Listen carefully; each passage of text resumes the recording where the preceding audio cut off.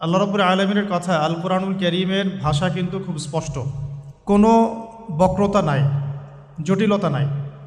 আল্লাহ পাক বলছেন, ওয়ামা খলাকতুল জিন্না ওয়াল ইনসা ইল্লা লিয়াবুদুন, আমি জিন জাতি এবং মানব জাতিকে এই পৃথিবীতে শুধুমাত্র আমার ইবাদত করার জন্যই পাঠিয়েছি, ইবাদত করার জন্যই সৃষ্টি করেছি। এখান থেকে বুঝতে পারছি যে পৃথিবীতে আসার উদ্দেশ্য কি আমাদের, আল্লাহ সুবহানাহু ওয়া তাআলার ইবাদত করা। ইবাদত কি? এক বাক্যে উত্তর হচ্ছে আমাদের উম্মার জন্যে নবী মুহাম্মদ সাল্লাল্লাহু আলাইহি ওয়াসাল্লামের সুন্নাহ মাফিক জীবনযাপন করা। আল্লাহ রাব্বুল আলামিন কোরআনুল কারীমে এবং নবী সাল্লাল্লাহু আলাইহি ওয়াসাল্লাম হাদিসে যত কাজ করতে বলেছেন সবগুলো কাজ করার নাম ইবাদত।